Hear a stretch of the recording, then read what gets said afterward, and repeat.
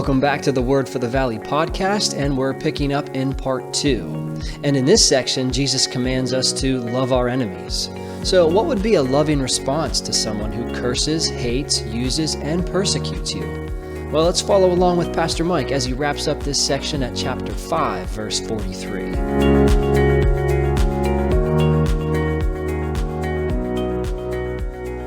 Now, if you thought that was enough, which it probably is, he goes one step further here in verse 43. This is the final step here in this section of the sermon.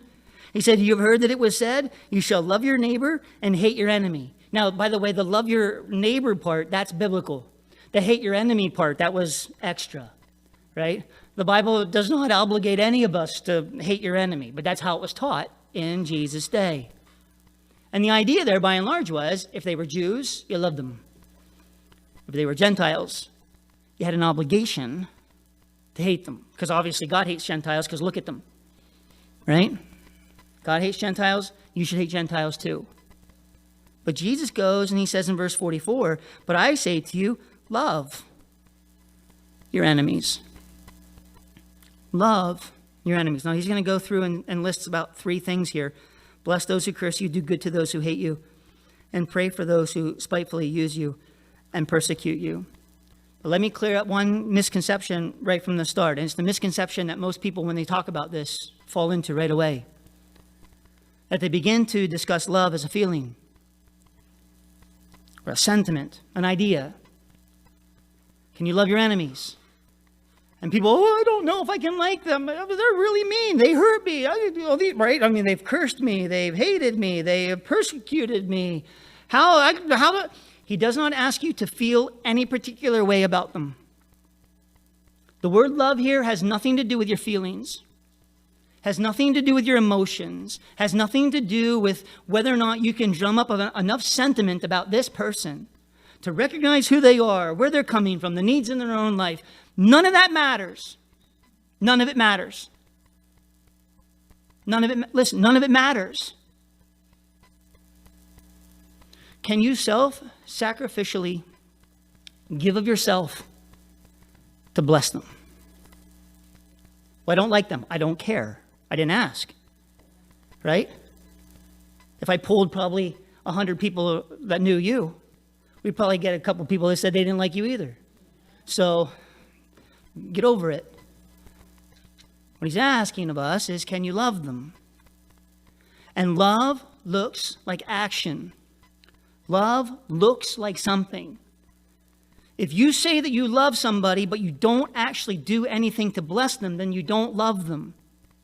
That's mere sentiment. It's an idea. You're living in your head, and you got to get out of it.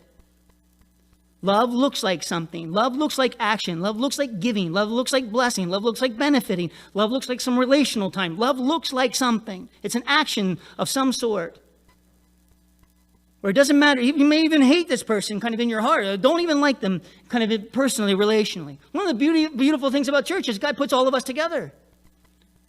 There are all kinds of people in this room. No offense. There are all kinds of people in this room that in my flesh, I would not hang out with you. Right? But I know that more of you would say it in reverse. So it's okay, right? Yeah, I wouldn't hang out with you either, Mike. You know, pretty annoying. I get it. I know that. Right? That's a given. God puts us together to serve one another and to bless one another. I'm amazed by how many people love the concept of church, but they don't really like church much at all. They may even go, but they don't give. They don't bless. They don't serve. They don't do anything. They like the idea. They like that it's there. I'm really glad our church has a prayer service. You've never come to the prayer service. You've never come to the prayer service. You've never prayed with a group of people at church, ever. But I'm really glad we have one. For what? So that you can say that our church has a prayer service to make you feel better. It's crazy, isn't it? Years and years ago, this is a long time ago, I will hide the identities of the perpetrators. You will not know who it is. A lady had come into church service. It was a Wednesday night. And then we must have been going through Leviticus because there was like 3 people in the sanctuary then. And So she stood out, like when you only got three.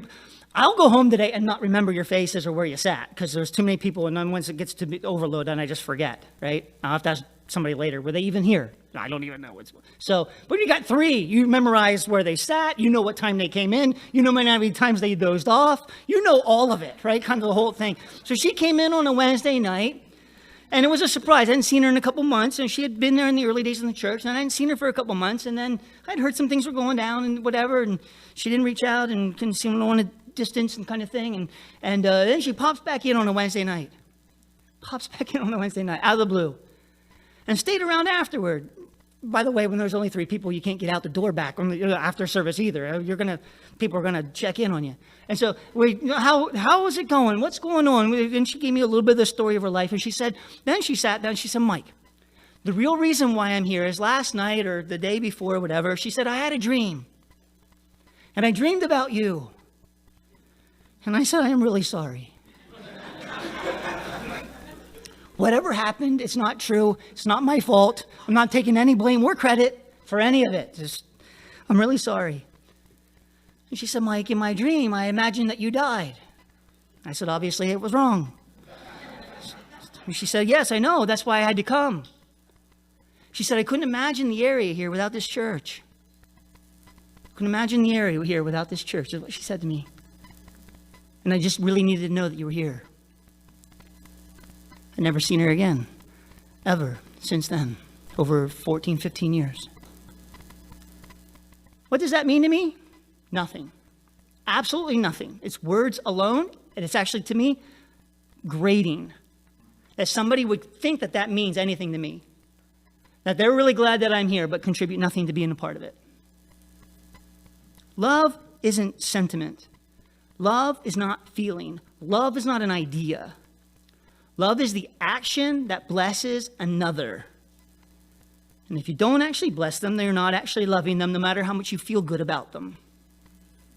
So even here regarding enemies, love your enemies. Even blessing. Look, a positive response to something negative that happens to us by these individuals. They curse, we bless. Right? Now, it's not same to you. Okay? That's not how you bless somebody who's cursing you, okay? You know what I mean, right? They say, and you say, same to you. That's not a blessing, okay? It may feel good, but it's not a blessing, right? Where you actually respond in a way that blesses them. I do not know how many times at work, at different places where I've worked. I remember church softball years ago, a group of guys, two guys in particular that really just rode us that played church softball. We were in a different league at the time. And every time we were around, hey, here's the church guys, here's the church softball guy, here's the church guys, oh, look at the church guys, right? And then the one man's nephew got deathly sick and was in the hospital. And guess where they came to ask for help? The church guys. And I was so glad that we could be there. God did a miracle, by the way, in that situation to restore the health of that child, to identify himself, to give us a chance to share the gospel. Now, it didn't bear seemingly a lot of apparent fruit, but we were there to do it anyway. But if we had taken their cursings and returned it in kind, wouldn't have been able to do it. We had to bless them instead. Do good to those who hate you, right? In particular, if you know somebody doesn't like you, just do something really nice for them. It'll probably just aggravate them, which will be a lot of fun.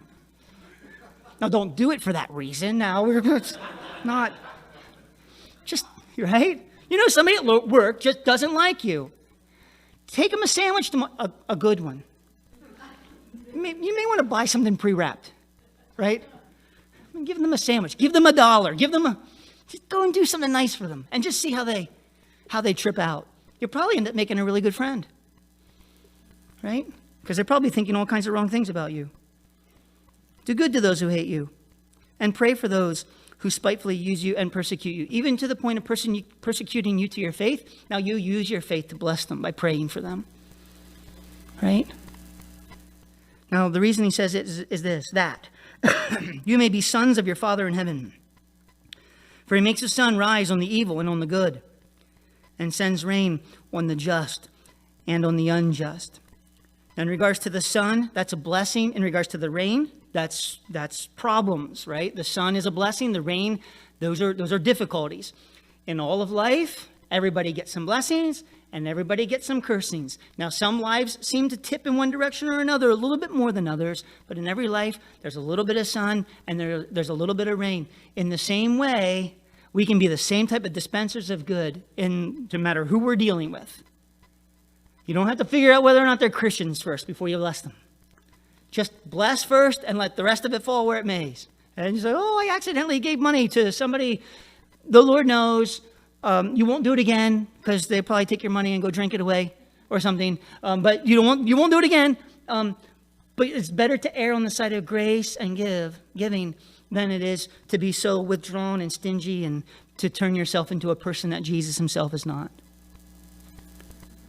Because what he's saying is that you're actually going to become, as you work through this process, you're actually going to become more and more like your own Heavenly Father. Which remarkably, you go down through this entire list. Poor in spirit. Jesus was poor in spirit. Mourning. Jesus was the man of sorrows, acquainted with grief. Meek. Jesus said he was the meekest man, right?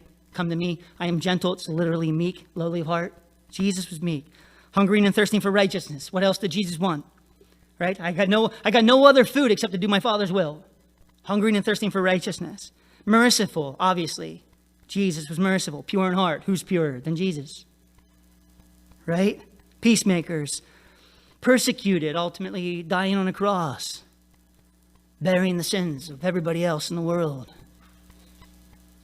Isn't it remarkable that the very Jesus we follow, sometimes we want to do exactly the opposite of what he actually in fact did for us? When he's saying, listen, you can be this way and actually identify and fellowship more and more with Jesus by surrendering your life in this particular direction. And you'll be like your son, you'll be like sons of your Father. In some ways, I think in life, there is no greater honor. I know this isn't true of everybody. There's no greater honor than being recognized as the son of a good father.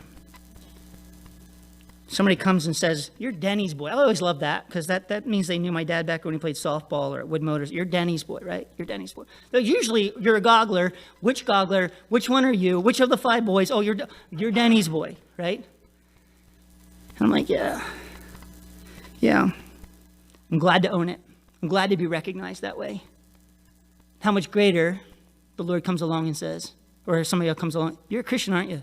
You didn't even have to tell them. They probably read it off your shirt, right, or something. You're a Christian, aren't you? You just served. In a situation that was heated and contentious, you blessed and you gave and you went out of your way to do something that people in the world would not even think of doing. Oh, you're a Christian. Why do they say that? Because you look a little bit like Jesus. There's no greater honor. There's no greater honor. You can have all the other stuff. If I get to look a little bit like Jesus, there's no greater honor. If I get to understand Jesus a little bit more deeply, there's no greater honor. I don't need, medal. I got medals. I got trophies. I don't need any of this stupid stuff. I don't need recognition, pats on the back. I just want to be known as the son of my Father. I'm a dad. I have a good dad. Be recognized as him. Makes the sun to rise on the evil and the good, the rain to fall on the just and the unjust. And he says, if you love those who love you, what reward have you? Do not even the tax collectors do the same? Remarkably, this kind of love gets tested with enemies, and it gets tested when you don't get to get it back. Can you give when you're not going to get anything in return? Which is actually the truest test of the gift. If somehow or another you're paying it forward in hopes that karma, which is stupid, right, pays it back, then you're still just doing it for yourself. One of the great deceptions of the health and wealth prosperity doctrine in the United States of America is the concept of seed money. That if you plant a little bit into some ministry, that you'll get back 10 times or fourfold. All you got to do is prime the pump. And once the pump starts pumping, baby, you're going to have way more than you know what to do with. And that appeals greatly to really selfish people. If I give $10 to the Lord, I'm going to get 100 back. Yeah, that's better than the lottery. I mean, that's like Santa Claus on steroids. Why would we not want to do that? And it makes us selfish. More and more self-centered and egotistical. It's all about us. Then he says in verse 47, if you greet your brethren only, what do you do more than others? Now, greet is to receive or to accept, right? If you're at work and you only talk nice to other Christians, don't do that. Be nice to everybody. Serve everybody. I know they're mean. I know but just be nice because that's who you are. Don't try to figure out who they are so that you can respond properly. You be who you need to be. You just be you, right? Be you in the Lord. If you greet your brethren only, what do you do more than others? Do not even the tax collectors do so? Now, let me make one statement here. I know I'm running short on time to get to verse 1 of chapter 6. But let me make this statement. There's a whole segment of the population now, and this is kind of new. It's kind of drummed back up. We don't want to be slaves. We don't want to be in control or under the control of somebody else. And it's gone on for far too long, and it's gone on this way and that way. Listen, the only way that you'll ever be free is to make the predetermined decision in your own life to love at all costs. Because as long as you respond by giving in kind what is given to you, if they're mean to you, you're going to be mean back. Now they are leading the dance, and you are in fact a slave. And they can now, and this is what's happening in our society, they can manipulate the crisis to get the response out of you that they want. Because they know if they do this, you'll respond this way, and that is exactly what they want. They want that division. They want those marches in the streets. They want that very, very thing. When the church says, slap me on the cheek, and I'm going to give you a water bottle. And I'm going to give you that water bottle. If you slap me twice, I'm going to give it to you anyway. Now we're winning. Now we're leading. And we're doing it out of this relationship and not being manipulated by this relationship. I told my kids over and over again when they were growing up, I will love you no matter what you do. No matter what you do, no matter where you go, no matter what, I will love you. I will serve you. I will give you whatever I believe is best for you whenever I have it. You can have whatever you want. I really just don't care. I want to bless you. I want to love you. Even if you choose not to walk with the Lord, even if at some point in the future you hate me, I'm going to still love you. I will not let you control me with your hate. I'm going to love you anyway. Whether you like it or not, I'm going to love you. I'll send stuff in the mail. Nice stuff, by the way, not pipe bombs or anything like that. I'll send nice stuff in the mail. I'll eventually probably have to send it anonymous if you hate me enough, but you are going to get blessed whether you like it or not, and that you can't stop me from doing that. You can't stop me. It's the only way we live free. The world's got it all upside down and backwards. So therefore, in verse 48, you shall be perfect. Again, we're escalating to this sentence. Be perfect, just as your Father in heaven is perfect. I love it when you're witnessing to somebody and you start to say, like Jesus Christ came to forgive sins. And they're like, oh, yeah, I know. And you're like, no, like actual sins. Oh, yeah, that's really a good thing, man. I'm so glad he does that. It's good. Yeah, like you guys smell alcohol in your breath right now, like drunkenness. Whoa, man, that's personal. Yeah, of course. This is a personal relationship, right? But I'm a pretty good guy. When I'm not drunk, I'm a really nice guy. Kind of, you should see me that minute or two of the day. But whatever kind of thing. And but I'm a pretty good person. And then they'll come back with this line. Well, nobody's perfect. And that to me is flashing red lights and sirens. Ding, ding, ding, ding, ding, ding. You won. Because that's exactly where God wants us to be in recognizing that nobody's perfect. Now, the conclusion that most people draw as a result of that statement is this. Well, nobody's perfect, so God can't expect perfection. Well, if that's the case, then there is no heaven. Because if God lets imperfection into heaven, it will turn into hell in no time. Heaven is only perfect, then how can any of us be perfect if nobody's perfect? By believing on the perfect one, so that his perfection can be imputed into our lives through faith in Jesus Christ, so that now when God looks at me, he sees Jesus and not Mike Gogler and all of his goofiness. I can't be perfect, but Jesus was. And my faith in him grants that perfection into me as well.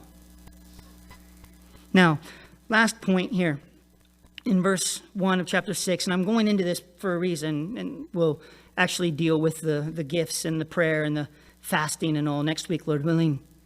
But he says, take heed that you do not do your charitable deeds before men to be seen by them. Otherwise, you have no reward from your Father in heaven. Now, I had never thought about this too much until just recently, as I'm kind of going through the study on my own and reading through Matthew a few times and getting to this point, because usually in my study and teaching and whatnot, I usually end at verse 48. It's a good stopping spot. It's a long chapter. I just kind of, usually in my reading, I'll read Matthew 5, and then I'll read 6 and 7 together. I can read the Sermon on the Mount in 2 sittings. It's just usually where I stop. But somehow or another, the Lord had me kind of get into that next section, and I'm looking at this, and I'm wondering, how does he go into these high moral standards? I mean, these are incredibly deep, heavy, high moral standards. And then how does he transition, or why does he transition into giving to the poor, prayer, and fasting? Like, doesn't it feel like you're taking like a huge step backwards or like a huge step down? Why would he go this way? And it hit me. When people are not walking rightly with the Lord, what is usually their first fallback? I gave at the office or at the church. I did pray a little bit. Oh man, I prayed today. I mean, it was like a solid 30 seconds, but me and God, we're tight. Fasting, some type of abstinence from some type of thing in the world. Well, people do all kinds of stuff. They do this, and this. And then you go to them and say, well, what's up with this? And what's up with this? And what's up with this? And they say, but I don't do that. Try that on the cop when he pulls you over next time, right? You're breaking all kinds of speed laws, right? I mean, you're like the law of thermodynamics or aerodynamics. I mean, you're breaking all of them going down the highway, right? Way over the thing, and the cop pulls you over, and you said, but I stopped at that last stop sign. You're like, knock it off. You did one thing right and a million things wrong. I'm not giving you credit for the one thing you did right.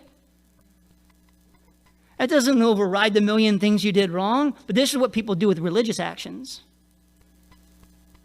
They want to do like one little thing, but I did this on Sunday, and so that overrides all of this other stuff that I did all week long. I talked to the priest. The priest and I are good. Yeah, but the priest is a goofy man, right? Or woman maybe now, but just, what does that matter? Well, I went to church. So? Well, I gave. I'm a giver. Oh, okay. Good. But God's not just looking for a few spot religious actions to try to cover over glaring character errors that should lead us to faith in Jesus Christ. He is not put out by a few pennies thrown into an offering plate where we can think ourselves benevolent kinds of people. But actually, when during the week that we actually had the chance to love somebody who hates us, we returned evil for evil instead. You can't make up for these things with a few religious actions. These things need to be transformative acts in our lives where we start to become this. And it can happen through surrender to the Lord.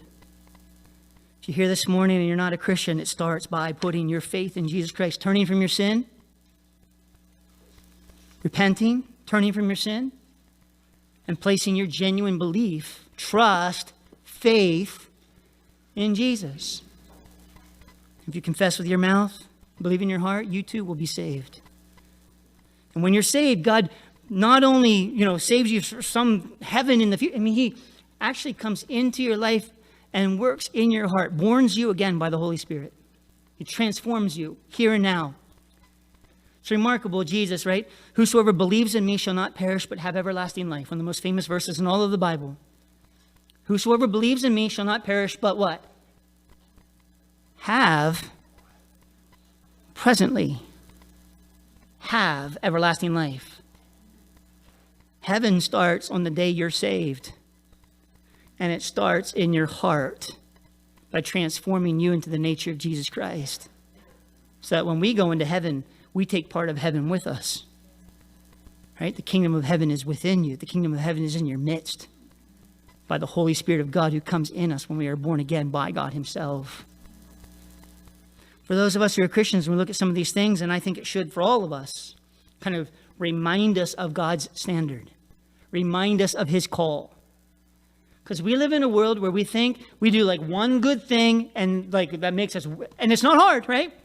It makes us way better than the vast other majority of the population.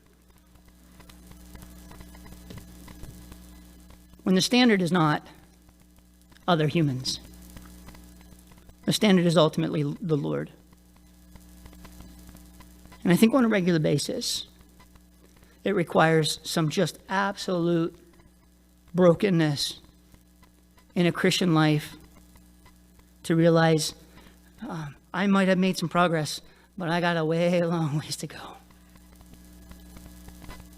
But in that brokenness and in that humility and in that crying out to the Lord, that willingness to act upon the things he places on our hearts, we'll actually find ourselves growing. Now, here's the crazy thing in my life. I'm probably assume that it's true in your life as well. I grow most often when I don't know that I'm growing. I actually grow most often when I'm just trying to survive. When I'm literally working on 4 hours of sleep and I'm having a hard time keeping my eyes awake when I should be driving or something and just trying to get through the day and stressing and working and laboring for stuff that's not even mine and trying to move on and do the things that God has called me to do and just pressing that old kind of like almost like at all costs. And figure like, well, if I didn't get sleep, I mustn't need it. If I didn't get food, I mustn't need it. If I didn't get this, I mustn't need it. Just kind of thing, just not working. But this has to get done. I'm just surviving. Literally, you're underwater with a straw. The only thing sticking out of the water is the straw, right? In that case, you just got to breathe real calmly and wait it out. Because there'll be a day where you two get vomited up on the beach, okay? You'll get somewhere, like Jonah. You'll get somewhere else, and then you'll have a hard time remembering the difficult day. But in the middle of that kind of battle, it's where I find that God actually transforms me. He actually makes me into something different. And when I'm in that, I can like be a little bit worried. Because you'll hear people say it. I know I'm going to come out of this different. I hope it's not bad. I hope it doesn't break me. I hope it doesn't put me in an asylum. I hope it doesn't hurt my family. I hope it doesn't do damage in the long run. Listen, if God's in it, he will work all of that out for the better, for the good of those who love him, who are called according to his name. And if you're fighting being broken, stop fighting. Just be broken in the Lord. Just go with it. All right, Jesus commanded us to love our enemies. And Pastor Mike made it clear that to love biblically has nothing to do with how we feel about that person. And that love is an action that blesses another. So the question is, will I self-sacrificially give of myself to bless them?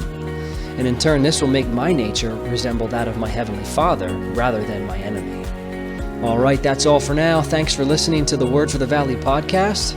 So long, everyone.